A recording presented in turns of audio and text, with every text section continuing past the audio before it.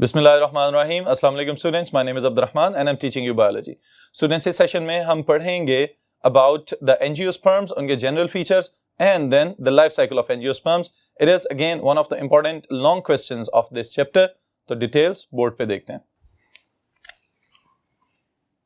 Alright, इस session का आगाज कर रहे हैं स्टूडेंट्स हम from the general features of angiosperms.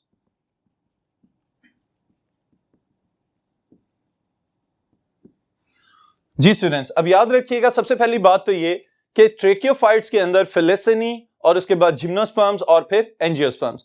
Angiosperms are the most successful group of land plants up till today. Alright, evolution के एतबार से हमें ये पता चलता है कि एंजियोस्पर्म्स के मेंबर्स दुनिया के ऑलमोस्ट हर हैबिटेट में हमें नजर आते हैं। अब किस तरह से इस बात का अंदाजा लगाया जा सकता है, आप अगर गौर करें तो हमने ये बात पढ़ी थी कि प्लांट्स की टोटल हमारे पास 360,000 स्पीसीज हैं। Alright, out of these 360,000, 235,000 species they belong to the angiosperms. Alright students, तो इस बात से हम ये अंदाजा लगा सकते हैं कि these angiosperms they are the most diverse and most exploited group of plants. अब फिर इस लिहाज से अगर फर्दर हम इनके फीचर्स की बात करें तो एक बहुत इंपॉर्टेंट चीज आ रही है प्लांट्स की डेवलपमेंट के लिहाज से कि they have evolved to produce flowers. Alright, they have evolved to produce fruits and seeds. Alright students, अब ये खसूसियात हैं एंजियोस्पर्म्स की जिसकी वजह से they are the successful group of land plants. अब इसमें से कुछ टर्म्स को हम डिफाइन कर ले अगर, तो सबसे पहले नंबर पे यहां पे एक लफ्ज है फ्रूट। ऑलराइट, आसान तरीन डेफिनेशंस में यहां पे लिख रहा हूं ताकि आपको याद रखने में आसानी हो। That is the ripened ovary. Alright students, यानी कि ओवरी वाला स्ट्रक्चर जब पक जाए और उसकी ग्रोथ मुकम्मल हो चुकी हो तो वो फ्रूट की शक्ल इख्तियार कर लेता है, फल बन जाता है। और फिर फलों के अंदर आपको जो चीज नजर आती है students, there are seeds. Alright, और सीड को हम किस तरह से डिफाइन कर सकते हैं? Again, easiest definition. This is the mature ovule. All right? यानी जब ओव्यूल पक जाए और मेच्योर हो जाए तो वो सीड बन जाता है। अब सवाल ये पैदा होता है कि इसमें ओव्यूल खुद क्या चीज है? What is ovule? This is integumented embryo sac or megasporangium. Alright students, अब ये ओव्यूल को हमने डिफाइन कर लिया है कि इसके पास प्रोटेक्टिव लेयर्स मौजूद होंगी, इंटेगुमेंट्स हैं, और असल में ये क्या है? मेगास्पोरेंजियम है जिसके अंदर मेगास्पोर्स और फिर फीमेल गेमेटोफाइट डेवलप होता है। ऑलराइट, तो इन सब स्ट्रक्चर्स का आपको पता होना चाहिए ताकि हम इसके लाइफ साइकिल को आसानी से समझ सकें। अब फिर इसके साथ स्टूडेंट्स अगर हम फ्लावर को डिफाइन करना चाहें, what is a flower basically, तो ये भी याद रखिएगा, flower is modified shoot. Alright, अब इस लिहाज से स्टूडेंट्स कंफ्यूज होने की बिल्कुल जरूरत नहीं है। एवोल्यूशनिस्ट कहते हैं कि प्लांट्स के पास पहले सिर्फ ब्रांचेस ग्रो करती होती थी और उन ब्रांचेस में से फर्दर लीव्स डेवलप होना शुरू हुए और फिर उन्हीं लीव्स की मॉडिफिकेशन की वजह से हमें फ्लावर्स नजर आते हैं जो फूल लगे हुए हैं एंजियोस्पर्मिक प्लांट्स के ऊपर। अब इसी को फर्दर थोड़ा सा और हम अगर एक्सपैंड कर लें तो हमें पता चलता है कि these flowers they have specialised floral leaves. Alright, इसके कंपोनेंट्स कौन कौन से हैं, यानी फूल के अंदर कौन कौन से कंपोनेंट्स आपको नजर आ सकते हैं। अब इस लिहाज से स्टूडेंट्स वो मेन स्टाक जिसकी मदद से फूल जो है वो ब्रांच के साथ या स्टेम के साथ कनेक्टेड है, that is known as pedicel. Alright, फिर इसी तरह जो बेस ऑफ द फ्लावर है जिसके ऊपर फर्दर फ्लोरल स्ट्रक्चर्स आपको ग्रो करते हुए नजर आएंगे, उसको हम कहते हैं थैलेमस। ऑलराइट, या फिर आपकी किताब में उसका एक और नाम लिखा हुआ है टोरस। ओके, ये याद रखिएगा, the base of the flower. फिर उसके बाद जो फ्लोरल लीव्स हैं इनमें कौन कौन से कंपोनेंट्स या कौन कौन से हिस्से शामिल हैं फूल के? Floral leaves they consist of sepals, and petals. Alright students, अब सेपल्स आमतौर पे छोटी छोटी पत्तियां जो फ्लावर की बेस से ग्रो करती हुई आपको नजर आती हैं और नॉर्मली ग्रीन कलर की होती हैं। ऑलराइट, तो याद रखिएगा टफ हैं, रेजिस्टेंट हैं और ग्रीन हैं। और इनका काम क्या होता है? To protect the inner components. Tough, protective, resistant and usually green. Alright, petals, पत्तियां जो होती हैं फूलों की, जो कि एंजियोस्पर्म्स के फूलों की पहचान है, जिसकी वजह से हमारे इर्द गिर्द अगर हम गार्डन्स में, अपने घरों के अंदर या वो लैंडस्केप्स जिनको मेंटेन किया जा रहा है हॉर्टिकल्चर डिपार्टमेंट की मदद से, वहां पे जो हमें रंगीनियां नजर आ रही हैं कुदरत की, ये सब के सब colours, these are the colours of the flowers. Alright students, तो पेटल्स जो हैं basically they are coloured,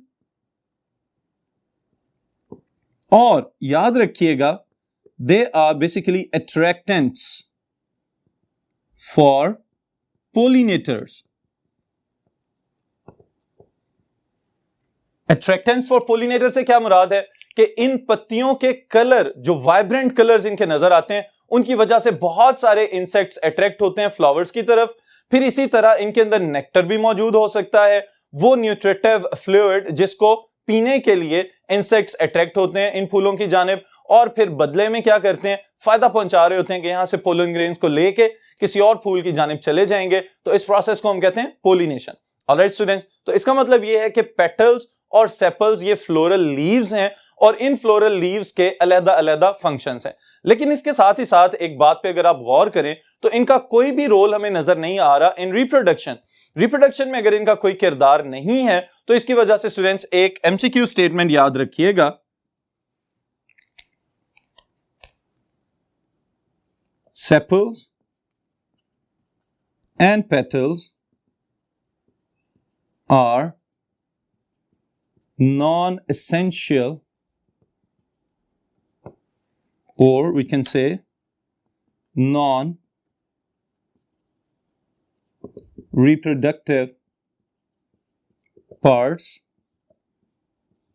of flower. All right, students.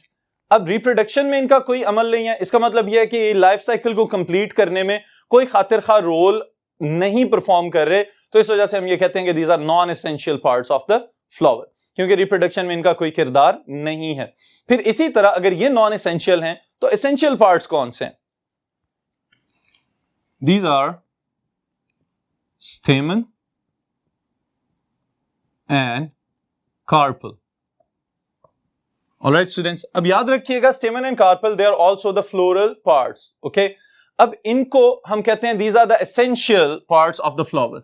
Essential parts इनको क्यों कह रहे हैं? Because they have to contribute in the reproduction. Essential parts, alright, और reproductive parts. अब रिप्रोडक्टिव पार्ट्स किस तरह से हैं, इसके लिए पहले तो याद रखिएगा कि stamen and carpel these are the male and female reproductive parts of the flower. Stamen is male part of the flower, carpel is the female part of the flower. All right students, अब इनके अंदर further जो आप चीज याद रखेंगे वो ये है कि स्टेमन के पास दो अलग-अलग से कंपोनेंट्स होते हैं।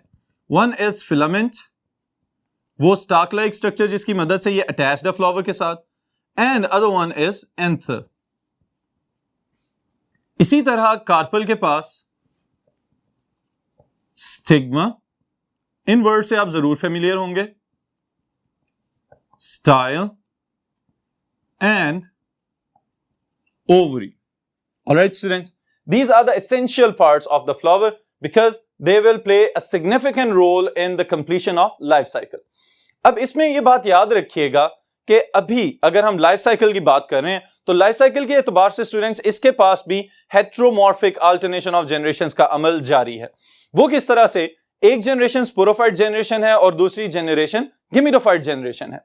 अब जो स्पोरोफाइट जनरेशन है वो कहां पे नजर आती है? जितने प्लांट्स आपको अपेरेंटली नजर आ रहे हैं एंजियोस्पर्मिक प्लांट्स, जिनके फ्लावर्स और फ्रूट्स वगैरह हमारे इर्द गिर्द मौजूद भी हैं, ये सब के सब स्पोरोफिटिक जनरेशन को रिप्रेजेंट कर रहे हैं। ऑलराइट, तो अब सवाल ये पैदा होता है कि इनकी गेमिटोफाइट जनरेशन कहां है? Gametophyte generation is reduced up to a few celled structures. Alright, आप यूं याद रखें कि इतनी कम तादाद में सेल्स रह चुके हुए हैं कि they are permanently retained by the sporophyte generation. Alright students, तो अब यहां से हम अपने लाइफ साइकिल का अगर आगाज करें तो हमें सबसे पहले ये देखना होगा कि इन स्पोरोफाइट स्ट्रक्चर्स के पास कौन कौन से फर्दर स्पोरोफाइटिक कंपोनेंट्स मौजूद हैं।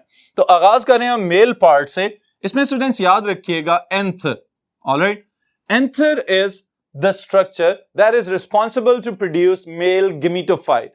अब किस तरह से प्रोड्यूस हो रहा है मेल गेमेटोफाइट, इसको यहीं से हम स्टार्ट कर लेते हैं।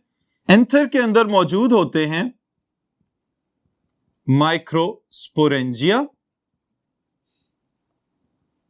Inside the microsporangia are microspore mother cells.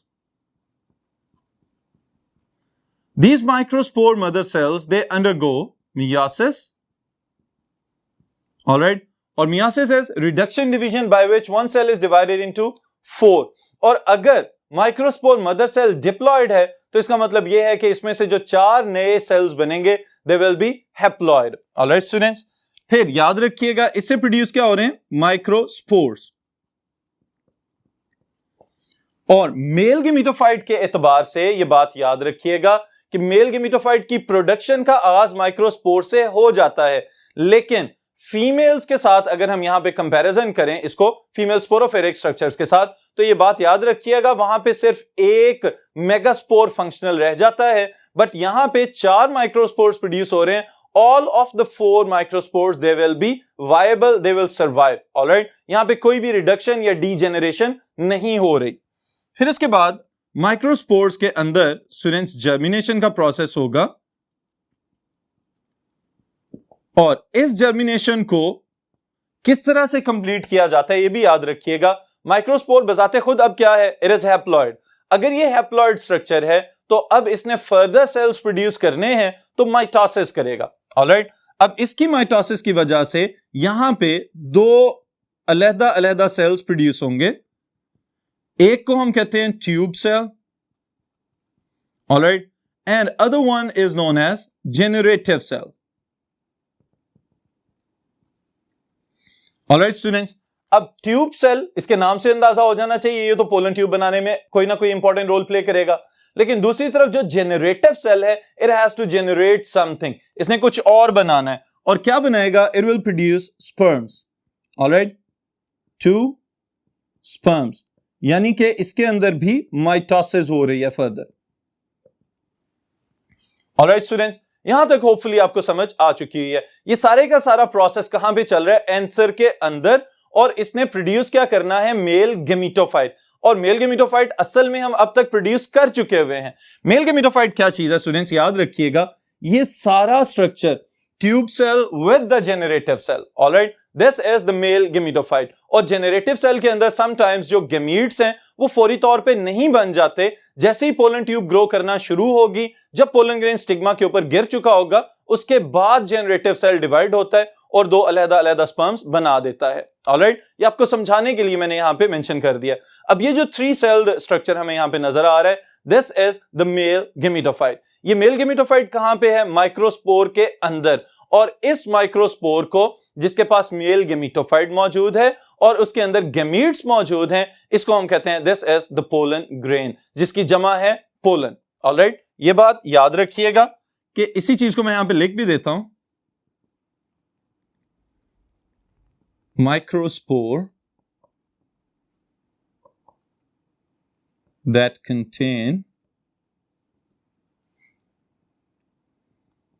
microgametophyte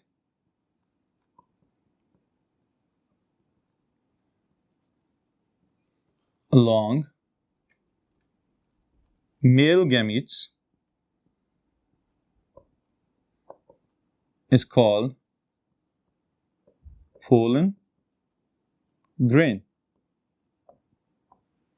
एक है तो पोलन ग्रेन, अगर ज्यादा है तो पोलन कहेंगे इनको। ऑलराइट स्टूडेंट्स, अब ये सारे का सारा प्रोसेस हमें नजर आ गया कि माइक्रोस्पोरेंजिया के अंदर कौन सी डेवलपमेंट किस तरह से मुकम्मल की गई है। ऑलराइट, अब इसी तरह अगर हम ओवरी की जानिब चलें तो हमें यह पता चलेगा कि कौन कौन सी तब्दीलियां किस तरह से स्टेप्स में मुकम्मल की जा रही हैं, तो इनकी डिटेल्स भी अभी देख लेते हैं। ऑलराइट स्टूडेंट्स, नाउ अभी हमने 3 स्ट्रक्चर्स यहां पे मेंशन किए थे, stigma, style and ovary. Alright, stigma, style and ovary, these are the components of carpel. अब याद रखिएगा कि सबसे पहला कंपोनेंट है स्टिग्मा. तो स्टूडेंट्स, डिफरेंट क्लासेस के अंदर स्टिग्मा भी मुख्तलिफ इकसाम के हो सकते हैं. बाज़-औक़ात हेयरी होते हैं, बाज़-औक़ात इनमें स्टिकी सिक्रीशंस प्रोड्यूस होती हैं, बाज़-औक़ात ये बिल्कुल फ्लैट से टेक्सचर्ड होते हैं. अब इस सारी की सारी मॉर्फोलॉजिकल डाइवर्सिटी के बावजूद फंक्शन इनका कॉमन है, and that is to capture the pollen. Alright, वो पोलन ग्रेन्स जो आ रहे हैं आफ्टर द पोलिनेशन, चाहे इंसेक्ट्स के थ्रू आए, चाहे वो कहीं हवा के जरिए आ जाएं, या कोई और एनिमल उनको लेके आ जाए, या बाज़ औक़ात जब हमने खुद भी हाइब्रिड्स वगैरह प्रोड्यूस करने होते हैं तो हम एक ब्रश के साथ पोलन्स उठाते हैं और किसी दूसरे फ्लावर के स्टिग्मा के ऊपर उसको जानबूझ के गिरा देते हैं. तो इन तमाम टेक्निक्स के बावजूद स्टिग्मा का फंक्शन क्या है? To capture the pollen. उसके बाद स्टाइल एक ट्यूब लाइक स्ट्रक्चर है जिसमें से पोलन ट्यूब होती हुई गुजरेगी और ओवरी तक पहुंच जाएगी. ओवरी के अंदर क्या क्या चीजें मौजूद हैं, इनका सीक्वेंस भी स्टूडेंट्स इंतहाई आसान तरीके से मैं आपको यहां पे बताने लगा हूं ताकि आपको याद रखने में आसानी हो. Now, inside the ovary there is ovule. Ovule, अब स्टूडेंट्स याद रखिएगा, ओव्यूल बेसिकली है क्या चीज? It contains 2 specialized components. पहली चीज है integuments. Integuments are the protective covers of megasporangium, और दूसरा इसके पास जो कंपोनेंट है that is known as nucellus. और न्यूसेलस क्या है? This is megasporangium.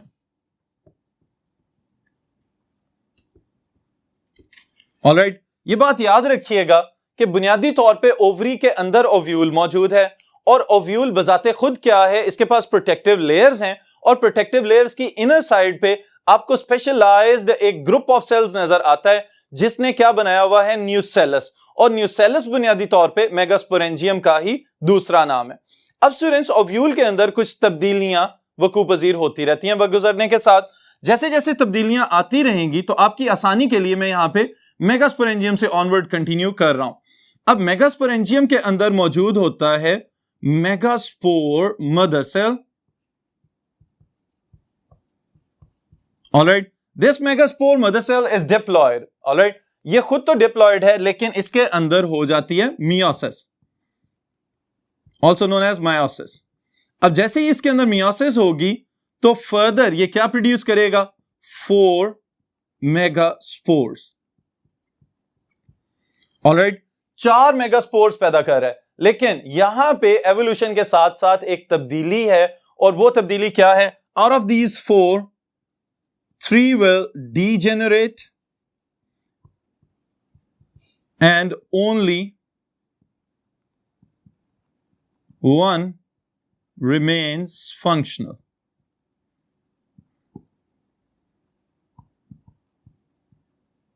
Alright students, अब ये वाली इंपॉर्टेंट प्रॉपर्टी जो है ये एवोल्यूशन ऑफ सीड हैबिट के एतबार से भी बहुत ज्यादा इंपॉर्टेंट है कि अब इन चारों मेगास्पोर्स में से 3 तो रिड्यूस हो गए, डिजेनरेट हो गए, and only 1 it remained functional.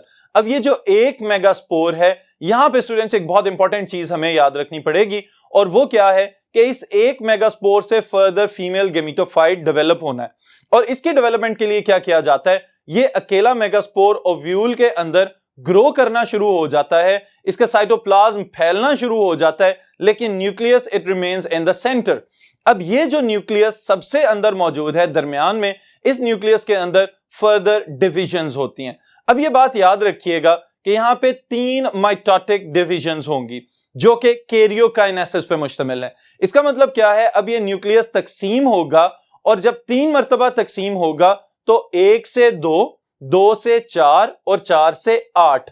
इसका मतलब यह है कि अब 8 सेल्स बनने चाहिए. लेकिन स्टूडेंट्स याद रखिएगा एक बहुत इंपॉर्टेंट चीज है जो आमतौर पे कंफ्यूज करती है, और वो क्या है? This microspore undergo 3 mitotic divisions.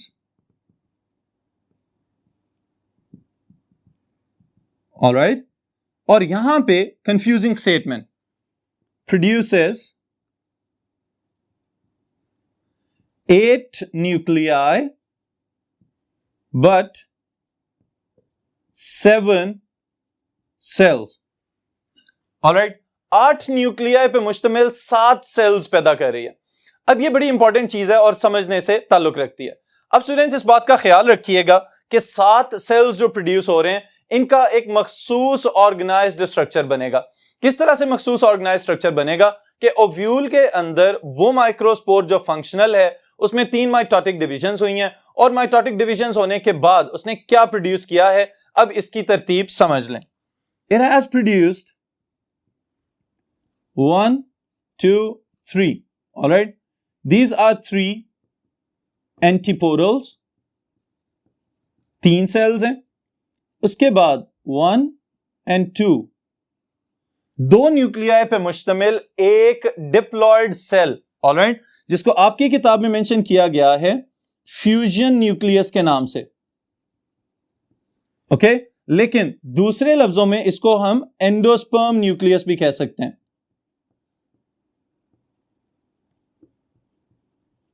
Alright students, अब कितने सेल्स अभी तक हमारे पास मौजूद हैं? 4, लेकिन नंबर ऑफ न्यूक्लियाई कितने हैं? 5। अब फिर इसके बाद हमारे पास क्या बच रहा है? 3 सेल्स जो कि इस तरह की ऑर्गेनाइजेशन बनाते हुए नजर आते हैं, ऑलराइट। इनमें से जो साइड्स वाले 2 हैं, these are the lateral cells and they are known as synergids, और दरमियान में जो बड़े वाला सेल आपको नजर आ रहा है, this is the egg cell, alright students. इसका मतलब यह है कि 3 एंटीपोडल्स, ऑलराइट, उसके बाद एक सेल लेकिन 2 न्यूक्लियाई फ्यूजन न्यूक्लियस, ऑलराइट, और फिर उसके बाद 2 सिनर्जिड्स और एक एग सेल। अब कितने सेल्स बन गए हैं? 3 + 1 4 + 2 6 + 1 7, 7 सेल्स, लेकिन इनके अंदर न्यूक्लियाई कितने हैं? 8।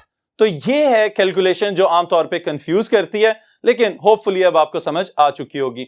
Now all these cells they are collectively the female gametophyte, और इस फीमेल गेमेटोफाइट के पास एक फंक्शनल एग भी मौजूद है। अब इस एग को, और प्रीवियसली जो हमने सारे का सारा सीक्वेंस स्टडी किया है, जो मेल गेमेटोफाइट ने स्पर्म्स वगैरह प्रोड्यूस किए हैं, अब स्पर्म्स को लेके आया जाएगा टुवर्ड्स द फीमेल गेमेटोफाइट, और इसको लेके आने के लिए जो प्रोसेस यहां पे किया जाता है, this is known as pollination.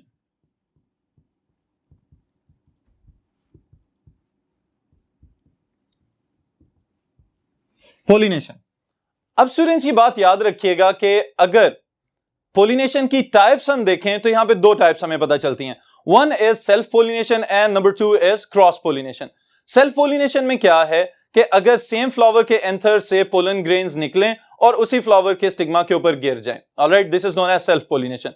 फिर बाज़ औक़ात ये भी होता है कि डिफरेंट एजेंट्स की मदद से एक पौधे से पोलन्स उड़ें और किसी दूसरे पौधे के ऊपर जाके गिर जाएं, तो इस केस को हम कहेंगे क्रॉस पोलिनेशन। तो 2 टाइप्स याद रखिएगा, the first one is self pollination and the second one is cross pollination.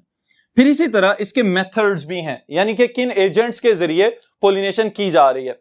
Insect pollination हो सकती है, विंड पोलिनेशन हो सकती है, वाटर पोलिनेशन जो कि बहुत ही रेयर है वो भी पॉसिबल है, और बाज़ औक़ात बड़े एनिमल्स भी पोलिनेटर्स के तौर पे रोल प्ले कर सकते हैं। ऑलराइट स्टूडेंट्स, फिर इसके साथ ही साथ अगर एक इंपॉर्टेंट बात हम यहां पे करें, देयर इज पोलन एलर्जी।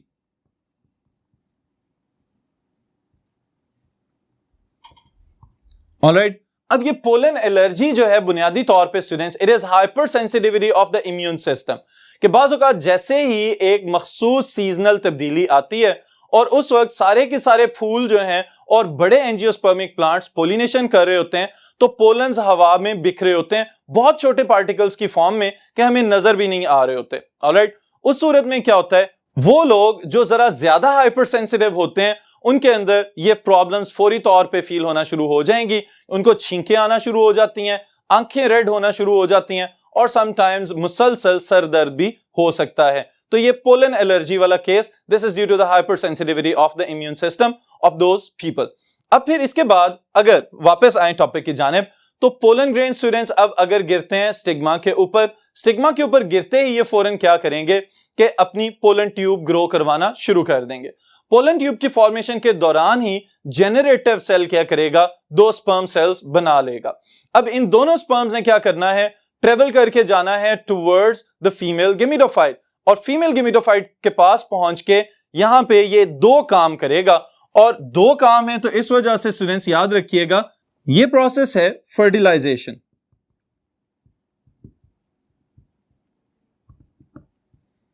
और यहां पे स्टूडेंट्स चूंकि फर्टिलाइजेशन होती क्या है, fusion of the gametes, alright, लेकिन यहां पे 2 प्रोसेसेस मैंने इसको क्यों कहा है, यहां पे होगी डबल फर्टिलाइजेशन,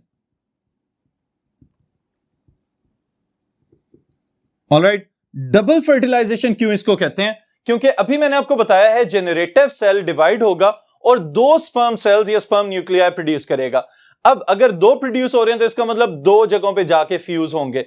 अब number 1 is the fusion of sperm cell with egg cell, alright, ये तो यूजुअल फर्टिलाइजेशन है। And number 2 is sperm cell with endosperm cell or fusion cell और फ्यूजन न्यूक्लियाई, या फिर इनको पोलर बॉडीज भी कह देते हैं। ऑलराइट स्टूडेंट्स, अब ये सारी की सारी फ्यूजन हो जाए तो इसके बाद चूंकि 2 जगह पे फ्यूजन हुई है इस वजह से इसको हम कह रहे हैं डबल फर्टिलाइजेशन। अब डबल फर्टिलाइजेशन के बाद जो पहला स्टेप है वो तो फर्टिलाइजेशन है of the sperm and the egg, तो उससे प्रोड्यूस हुआ है जाइगोट, और दूसरी तरफ जो फर्टिलाइजेशन हुई है इससे प्रोड्यूस होगा न्यूट्रिटिव टिश्यू। ऑलराइट स्टूडेंट्स, अब क्या होगा, ये जाइगोट ग्रो करना शुरू करेगा, एम्ब्रियो बन जाएगा। एंडोस्पर्म का क्या काम है, न्यूट्रिएंट्स इकट्ठे करेगा और अपने अंदर कलेक्ट करने के बाद वो डॉर्मेंट स्टेट यानी कि स्टेट ऑफ इनएक्टिविटी में चला जाएगा। उसके साथ ही साथ स्टूडेंट्स बाहर वाली साइड पे भी कुछ तब्दीलियां नमूदार हो रही हैं, और वो क्या है कि एम्ब्रियो सैक के आसपास यानी कि ओव्यूल के अंदर कुछ चेंजेस आ रही हैं, और वो चेंजेस क्या हैं, इंटेगुमेंट्स का डेवलप हो जाना। अब यहां पे एक इंपॉर्टेंट बात मैं आपको बताता चलूं कि बाज़ औक़ात ऐसा होता है कि कुछ ओव्यूल्स में सिर्फ एक ही इंटेगुमेंट होती है, उनको हम कहते हैं यूनिटेगमिक, ऑलराइट, लेकिन बाज़ औक़ात कुछ ओव्यूल्स के पास 2 इंटेगुमेंट्स होती हैं, तो इस केस में उनको हम कहते हैं बायटेगमिक, ऑलराइट, और यही बाद में हार्डन होने के बाद सख्त हो जाते हैं और इंटेगुमेंट्स ऑफ द सीड कहलाते हैं, जिसको हम कहते हैं टेस्टा एंड टेगमेन। ऑलराइट स्टूडेंट्स, तो ये प्रोटेक्टिव लेयर्स बन जाने के बाद अब ये सीड रेडी है फॉर द डिस्पर्सल। जैसे ही इस सीड को कहीं किसी सुटेबल मीडियम के ऊपर गिराया जाएगा या जमीन में बो दिया जाएगा तो ये उसमें से जर्मिनेट करेगा, ग्रो करेगा और नया स्पोरोफाइट बना देगा। Alright students, this is all about the life cycle of an angiospermic plant. इन सारे सीक्वेंसेस को याद रखिएगा, लिखने में आसानी रहेगी इंशाअल्लाह ताला, और हमारी मुलाकात होगी नेक्स्ट सेशन में नेक्स्ट टॉपिक के साथ।